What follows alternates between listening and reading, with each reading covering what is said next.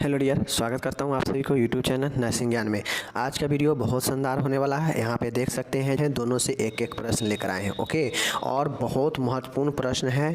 दोनों के लिए वीडियो नंबर 6 होने वाला है, क्योंकि इससे पहले दोनों के लिए 5-5 नंबर का वीडियो आ चुका है। ओके, चलिए अब हम क्वेश्चन की तरफ चलते हैं। सबसे पहला जो प्रश्न है हमारे सामने, वो प्रश्न है कि मानसिक और रक्षात्मक प्रणाली अथवा मनोरचनाएं से क्या समझते हैं। मनोरचनाएं के वर्गीकरण करें। आपसे क्वेश्चन पूछेगा मेंटल या डिफेंस मैकेनिज्म क्या होते हैं, मेंटल या डिफेंस मैकेनिज्म के क्लासिफिकेशन बताएं। ऐसे क्वेश्चन से आपके पूछ सकते हैं। मेंटल मैकेनिज्म क्या है, प्रकार लिखकर वर्णन करें। ऐसे क्वेश्चन पूछेंगे 10 नंबर में, लॉन्ग में पूछता है, बट इस बार शॉर्ट में पूछा गया था। एमपी में सेकेंड ईयर के जो एग्ज़ाम हुआ था उसमें यह जो है आपके पूछे गए थे कितने, 5 नंबर में शॉर्ट क्वेश्चन में।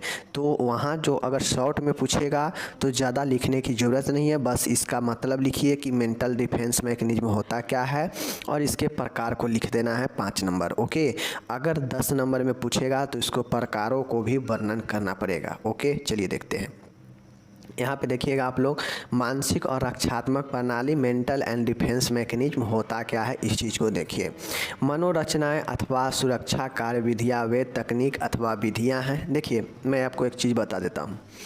मनोरचनाएं ये जो है डिफेंस मैकेनिज्म, ये नहीं कोई आपका दवाई है, ना कोई आपका मशीन है, कुछ नहीं है। ठीक है, यह एक तरीका है, यह एक तकनीक है जिसको व्यक्ति क्या करता है, अपनाता है। अगर किसी को तनाव आ जाता है, बहुत ज़्यादा चिंता आ जाता है, ठीक है, और व्यक्ति जो है बहुत ज़्यादा भावनात्मक रूप से तनाव में ग्रसित हो जाता है, या उसको चिंता, एंजाइटी या द्वंद्व रहता है मन में, तो उसको यह तकनीक अपनाता है। एग्जाम्पल के तौर पर समझिए, अगर आपको बहुत ज़्यादा चिंता होने लगता है किसी भी चीज़ को लेकर, तो आप उस चिंता से निकलने के लिए क्या करते हैं कि जो चीज़ के प्रति आपको चिंता है उसके जगह पर आप दूसरा काम शुरू कर देते हैं, या म्यूजिक सुनने लगते हैं, या कुछ और एक्टिविटी करने लगते हैं। तो एग्जैक्ट यही एक्टिविटी, यही आप कुछ और तरीका अपनाते हैं उस चिंता को दूर करने के लिए, तो वही तरीका आपका मेंटल डिफेंस मैकेनिज्म का काम करता है। चीज़ों को समझ गए ना।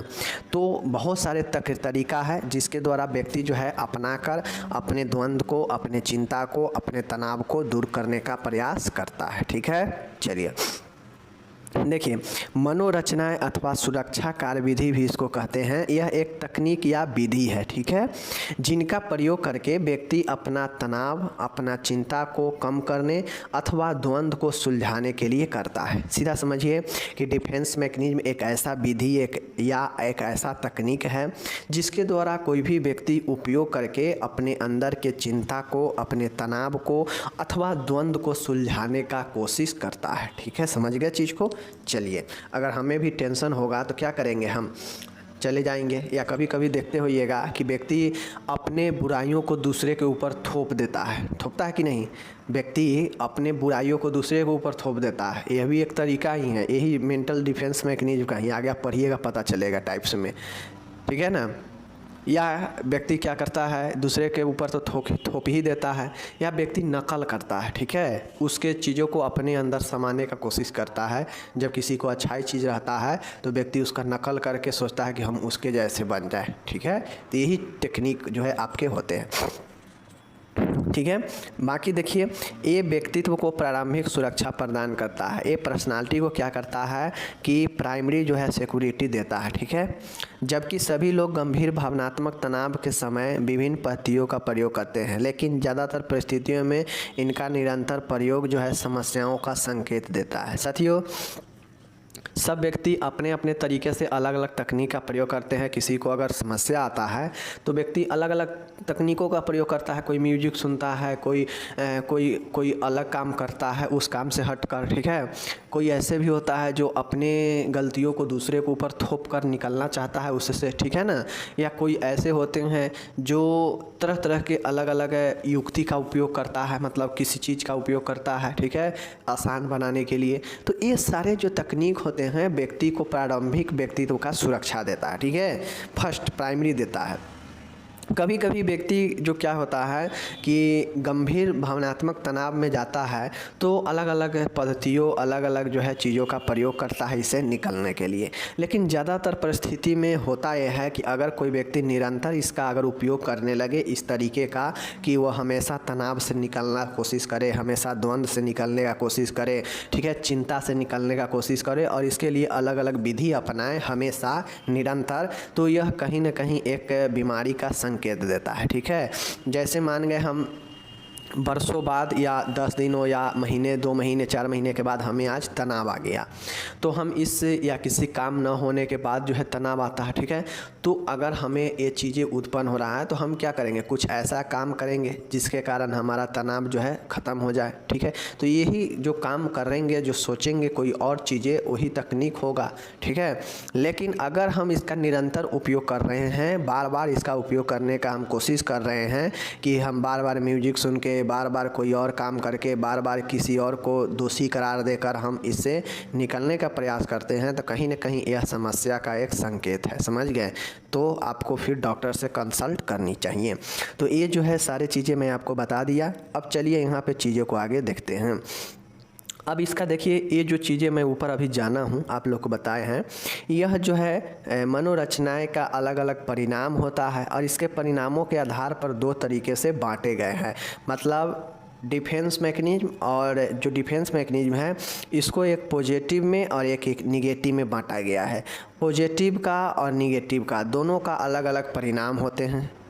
चीज़ें सेम है, दोनों का मतलब वही है, दोनों आपके जो है द्वंद्व से ही, तनाव से ही और यही सब चीज़ें से दोनों बचाएगा, चाहे वो ऋणात्मक हो चाहे वो धनात्मक हो, लेकिन दोनों का परिणाम अलग होते हैं। परिणाम के आधार पर ही 2 भागों में बांटा गया है, एक पॉजिटिव और एक निगेटिव। इतना तक कोई दिक्कत नहीं। चलिए अब आपको चीज़ें को सबसे पहले मैं बता दूं। देखिए 9 पॉइंटें, लगभग 8-9 पॉइंटें फर्स्ट में पॉजिटिव में मिलेंगे और 9 पॉइंटें जो है आपके निगेटिव में मिलेंगे। कुल 18 पॉइंट होते हैं। ठीक है, तो मैं आपको सीधा सीधा यहाँ पे बता दूं कि सबसे पहले कोशिश कीजिएगा कि इसके पॉइंट को, जो 9 पॉइंट इसमें है और 9 पॉइंट इसमें में है या इसमें 8 होगा, तो आपको पहले ये 9-8 पॉइंट इसका, 9-8 पॉइंट इसका ध्यान में रखना है। ठीक है, क्योंकि होगा क्या कि अगर मान के 10 नंबर में प्रश्न पूछता है तो इतना तक तो लिख देंगे कि 2 प्रकार के होते हैं, इतना तक तो आसान है, लिख देंगे।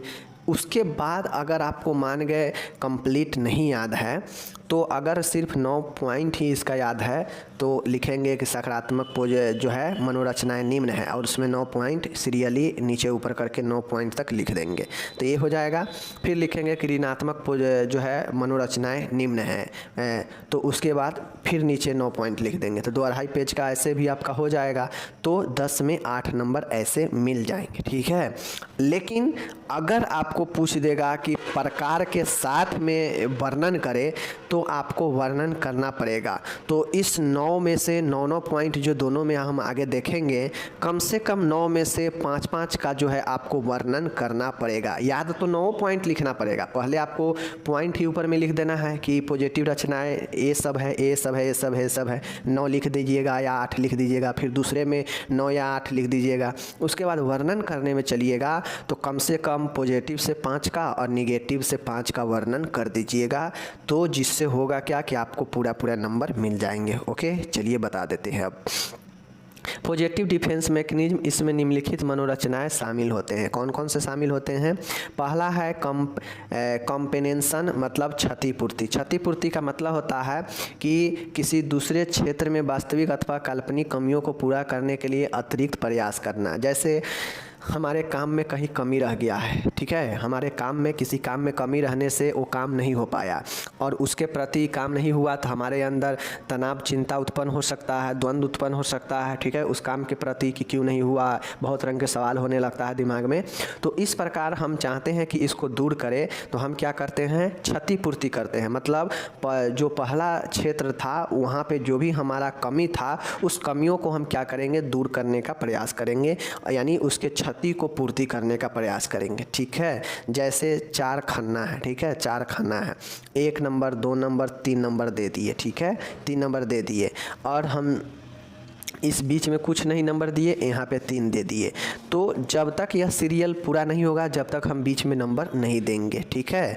तो हमें सीरियली पूरा करने के लिए क्या करना पड़ेगा, इसमें फिल करना पड़ेगा, और नहीं तो हमको फिर से दूसरा 1 2 3 लिखना पड़ेगा। तो हम अगर चाहते हैं कि इसके जो क्षति हुआ है, इसमें ब्लैंक है, इसको हम पूर्ति कर दे जिससे हमका सीरियल बन जाए, तो इसमें हम 2 फिल कर देंगे। तो उसी प्रकार से अगर किसी दूसरे क्षेत्र में कोई चीज़ें कमियां रह गई है तो उसको हम प्रयास करके दूर कर सकते हैं। तो यही क्षतिपूर्ति होता है। ओके, दूसरा होता है सब्स्टिट्यूशन। सब्स्टिट्यूशन मतलब प्रतिस्थापन। ये सब पॉजिटिव का प्रकार है। व्यक्ति एक लक्ष्य के स्थान पर दूसरा लक्ष्य रखता है अथवा भावनाओं को किसी अन्य व्यक्ति के विस्थापन की अपेक्षा क्रिया के अधिक स्वीकार्य रूप से अपनाता है। सब्स्टिट्यूशन का मतलब होता है प्रतिस्थापन। प्रतिस्थापन का मतलब होता है कि एक जगह पे जैसे यहाँ पे मैं बताता हूँ, एक यह ब्लैंक है, एक यह ब्लैंक है। यह जो है आपका ये आपका जो है 2 नंबर का ब्लैंक है और ये 3 नंबर का गोला है, ठीक है। तो सब्स्टिट्यूशन का मतलब होता है कि इस वाले गोला को यहाँ पे लाकर स्थापित कर दे, या फिर जो है इस वाले गोला को यहाँ पे लाके इसके अंदर स्थापित कर दे, इसके जगह पे, यानी इसको इसके जगह पर स्थापित कर देंगे या फिर इसको जो है इसको जगह पर स्थापित कर देंगे, यानी इस 2 को एक बना देंगे। 2 गोला है, इसको एक ही गोला के अंदर सिमट देंगे। अब इसको इसमें करें चाहे इसको इसमें करें, ठीक है। तो यही प्रतिस्थापित होता है कि जैसे हमारे लक्ष्य है, तो कोई लक्ष्य है, अगर वो लक्ष्य हमें पूरा नहीं होता है तो उस लक्ष्य के जगह पर हम दूसरा लक्ष्य रख लेते हैं, जिससे हम जो है पहले वाले लक्ष्य को भूलकर नए लक्ष्य को करने लगते हैं। तो यही प्रतिस्थापित होता है, जिससे व्यक्ति का तनाव वगैरह ये सब दूर होता है, ठीक है। तीसरा होता है सब्लिमेशन यूनियन। यूनियन का मतलब होता है सब्लिमेशन, अस्वीकार प्रवृत्ति, विशेषकर यौन संबंध और आक्रामक प्रवृत्तियों को व्यक्तित्व और सामाजिक रूप से स्वीकार प्रशासन की ओर मोड़ना जैसे रचनात्मक विधियाँ। देखिए, यूनियन सब्लिमेशन का मतलब होता है कि हम जानते हैं कि ये काम गलत है, ये काम नहीं करनी चाहिए, ठीक है, लेकिन फिर भी हम उसको किए हैं और उसके परिणाम में निगेटिव आया, जिसके कारण हमें प्रॉब्लम हुआ है, मानसिक प्रॉब्लम। तो हम क्या करेंगे कि ऐसे काम करेंगे जो सामाजिक रूप से स्वीकार हो, जो समाज उसको एक्सेप्ट करे, या दूसरा कोई भी डिपार्टमेंट हो उसमें उस चीज़ को मान्यता हो, उसको स्वीकारता हो। तो वैसे काम करेंगे, जो गलत काम है उसको छोड़कर एक स्वीकारता पूर्वक काम को और बढ़ना ही सब्लिमेशन होता है, ठीक है। चीज़ों को समझ गए। चलिए, चौथा है रेशनलाइजेशन, युक्तिकरण। युक्तिकरण का मतलब होता है, ये सब पॉइंट पहले याद रखिएगा, ये सब पॉइंट है, पॉइंट नहीं याद रखिएगा तो फंस जाइएगा, समझ गए। पहले पॉइंट को रट लीजिएगा। देखिए, दृष्टिकोणों, विश्वास और व्यवहारों को उचितता के लिए किसी व्यक्ति द्वारा पेश किया गया तर्कसंगत और युक्तिपूर्ण स्पष्टीकरण जो अन्य स्थितियों में अस्वीकार होता हो। साथियों, युक्तिकरण का मतलब होता है रेशनलाइजेशन। अब देखते होइएगा, कोई व्यक्ति जब बहुत ज़्यादा समस्या में फंस जाता है तो वह जो है निकलना चाहता है, और निकलने के लिए बहुत सारे जो है युक्ति अपनाता है, ठीक है, बहुत सारे तर्क लॉजिक देता है, चाहे वो गलत ही क्यों ना हो, लेकिन उसको अभी समस्या से निकलना है। तो व्यक्ति बहुत ज़्यादा लॉजिक ढूंढता है, बहुत ज़्यादा तर्क ढूंढता है, वो अपने आप को बहुत ज़्यादा क्लियरिटी स्पष्ट देता है, ठीक है, भले वो गलत है, उसको ये काम जो है गलत से ही जो है छूट गया हो या नहीं हो पाया हो, लेकिन वो व्यक्ति जानता है कि ये काम हमारे लिए महत्वपूर्ण है, तो इसको हम कैसे जो है करेंगे। तो इसके लिए वह रेशनलाइजेशन विधि का उपयोग करके अपने कामों को पूरा करेगा और टेंशन तनाव को कम करेगा। यह रेशनलाइजेशन क्या होता है, तो एक तर्कपूर्ण और युक्तिकरण स्पष्ट स्थिति होता है, तरीका होता है। चीज़ों को समझ गए। चलिए, 5वां में है रिप्रेशन। रिप्रेशन का मतलब है दमन, ठीक है। दमन का मतलब है कि कोई भी द्वंद्व पैदा करने वाला या दुखदायक विचार, प्रवृत्ति, भावना और क्रिया को अवचेतन रूप से अनैच्छिक तौर पे भूल जाना। दमन का मतलब होता है कि जो है बिना अनैच्छिक रूप से चीज़ों को भूल जाना, ठीक है। जैसे देखते होइएगा कि बहुत लोग होते हैं कि कहीं ना कहीं गड़बड़ी होता है और बहुत ज़्यादा टेंशन कोई बात या कोई चीज़ें बन जाता है, तो व्यक्ति क्या करता है, अपने टेंशन तनाव से दूर निकलने के लिए वह क्या करता है कि उस चीज़ को अनैच्छिक रूप से अपने अंदर भूल जाता है, दमन कर लेता है, घूंट घूंट कर रह जाता है, लेकिन वो सोचता है कि हमें इससे निकलना है। तो व्यक्ति जो है दमन कर जाता है बातों को, मतलब न चाहते हुए भी उस चीज़ को वो भूलने का प्रयास करता है। यही जो है हमारा दमन होता है, अपने अंदर दमन कर लेना विचारों, प्रवृत्ति, भावनाओं और कामों को, ठीक है, जिससे तनाव और द्वंद्व से निकला जा सके। छठा है डेनियल, खंडन। चेतन मन में मतलब कॉन्शियस में भावनात्मक द्वंद्व मिट जाता है और व्यक्ति इसके अस्तित्व से इनकार कर देता है। खंडन मतलब होता है बात को खंडित कर देना, मतलब जो रियलिटी है, अगर हमें किसी भी चीज़ को लेकर टेंशन हो रहा है, तनाव हो रहा है, अगर वो चीज़ को हम खंडित कर दें कि नहीं ये चीज़ें ऐसा था ही नहीं, एक प्रकार से कहिए कि चीज़ें सही था, वो चीज़ें पहले था, लेकिन हम उसको खंडन कर दे से देखते हुए कभी कभी होता है ऐसा कि कोई व्यक्ति को अगर बहुत ज़्यादा टेंशन हो जाता है तो वह व्यक्ति जो है अपने आप को, पहले के कामों को खंडित कर देता है। भले ही वो उसके जीवन में हुआ हो, घटित हुआ हो, लेकिन वो व्यक्ति उसको पुनः याद करने का प्रयास नहीं करता है, ये नहीं सोचता है कि हम याद करके फिर से तनाव, टेंशन लेने लगे। तो इसके लिए वह क्या करेगा कि उसे डेनियल कर देगा, खंडन कर देगा उस चीज़ को, ठीक है। तो यही जो है खंडन होता है, समझ गए। चलिए सातवां देखिएगा, सुधारीकरण, अनडूइंग। सुधारीकरण का मतलब होता है, देखिएगा, कि व्यक्ति अपने गलत व्यवहारों को सुधारता है या फिर माफ़ी मांगकर उस कार्य से उत्पन्न उद्वेग से बचा जा सकता है। देखिएगा कभी कभी अगर लड़ाई झगड़ा होता है और गलत आप में नहीं है, फिर भी आप नहीं चाहते हैं कि इस बात को बतंगर बनाएं और बहुत ज़्यादा सब में टेंशन पैदा करे, तनाव पैदा करे, तो उसके लिए हम क्या करते हैं, अनडूइंग कर लेते हैं, मतलब सुधारीकरण कर देते हैं, सुधार का प्रयास करते हैं। अगर हम में गलत है तो हम माफ़ी मांग लेंगे और उस उद्वेग से, एंजाइटी से बच जाएंगे, ठीक है, जो हो सकता है बाद में नहीं माफ़ी मांगने से। लेकिन अगर हमारे अंदर कोई गलती नहीं है फिर भी हम माफ़ी मांग लेंगे कि चलो भाई हटाओ, हम ही माफ़ी मांग लेते हैं, झगड़ा तो, टेंशन तो ख़त्म हो जाएगा ना, ऐसे होता है ना।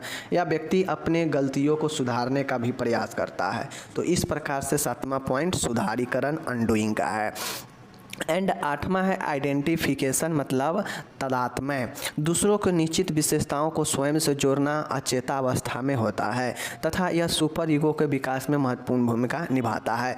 तादात्म्यता मतलब होता है आइडेंटिफिकेशन, मतलब किसी के परिचय को अपने से जोड़ लेना, मतलब कोई बढ़िया व्यक्ति है, कोई विशेष गुण के व्यक्ति है तो उसके गुण को हम अपने अंदर जोड़ लेंगे और दूसरे को बताएंगे।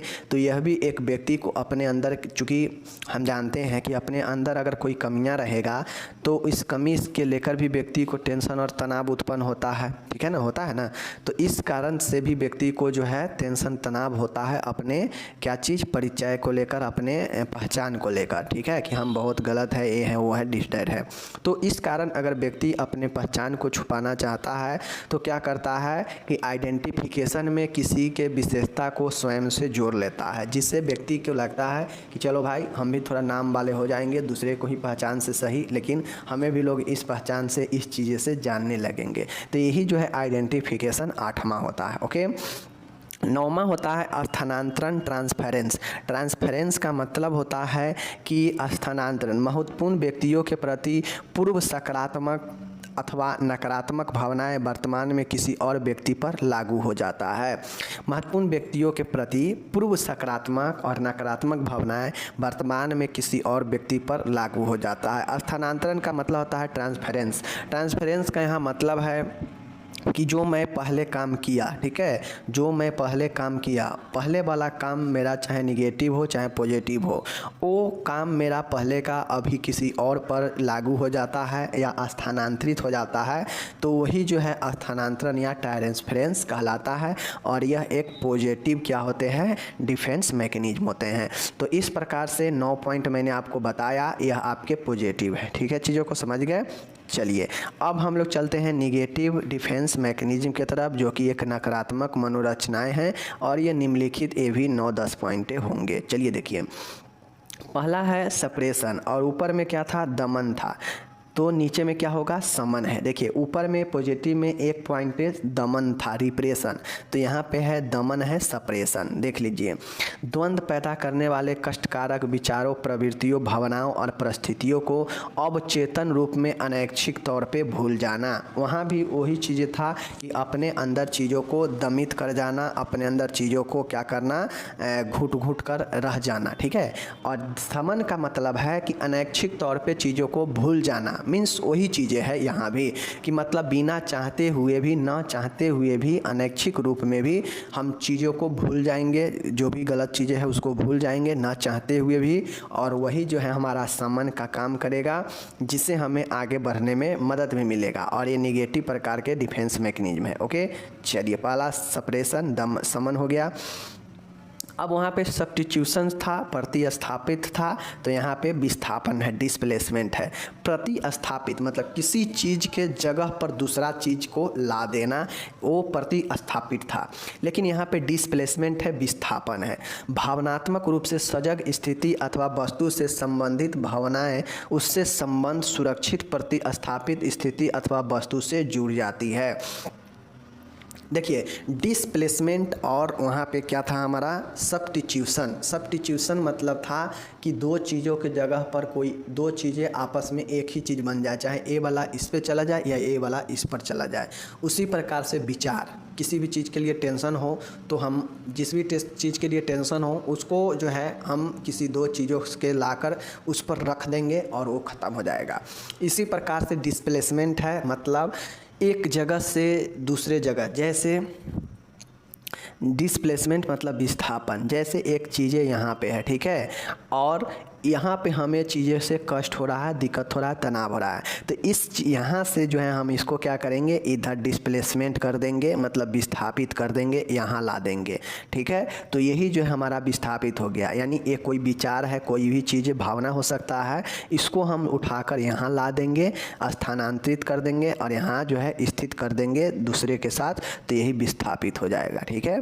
तीसरा है विड्रॉल प्रत्याहार। प्रत्याहार का मतलब होता है कि अपने आप को चीज़ों से अलग कर लेना। पर विड्रॉल मतलब क्या होता है, अपने आप को किसी भी चीज़ से बाहर कर लेना, निकल जाना, ठीक है। तो अगर हमें किसी भी चीज़ के जिम्मेदारी है और उस जिम्मेदारी दायित्वों से अगर हम बचना चाहते हैं तो हमें विड्रॉल करना पड़ेगा, मतलब उससे निकलना पड़ेगा, ठीक है। जैसे परिवार की जिम्मेदारी पेरेंट्स पर होते हैं। अगर पेरेंट्स चाहे कि हमें ये जिम्मेदारी नहीं करना है, हमें बहुत ज़्यादा टेंशन, बहुत ज़्यादा दिक्कत हो रहा है जिम्मेदारी लेने से, तो क्या करेंगे कि वो विड्रॉल कर जाएंगे। मतलब वो क्या करेंगे कि वो अपने आप को जो है सभी संबंधों को तोड़कर अलग हो जाएंगे, ठीक है। जैसे परिवार में होता है ना कि बहुत ज़्यादा लड़ाई झगड़ा होता है तो फैमिली में कोई सबसे अलग हो जाता है, उससे कोई संबंध से किसी से मतलब नहीं रहता है, और इस प्रकार से व्यक्ति अपने दायित्व से बचता है, जिसके कारण दायित्व होने से व्यक्ति को टेंशन हो रहा था। तो विड्रॉल वही करता है कि व्यक्ति को व्यक्तिगत संबंधों से अलग करता है और उसके दायित्वों से बचाता है, जो दायित्व से व्यक्ति बचना चाह रहा है, जिसके कारण टेंशन या कुछ भी हो रहा है, ठीक है।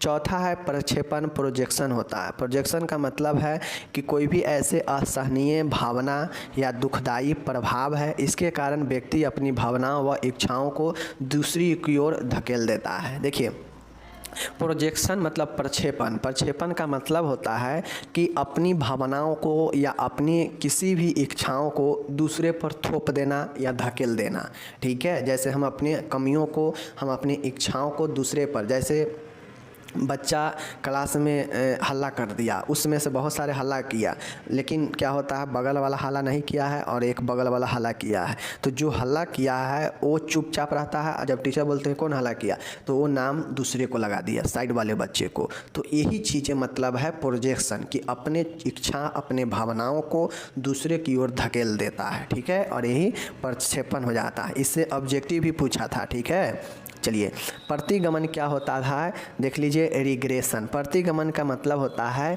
तनाव के कारण उत्पन्न समस्या के कारण अपरिपक्व व्यवहार और जिम्मेदारी के पूर्व विकासशील स्तर पर वापस लौट आना।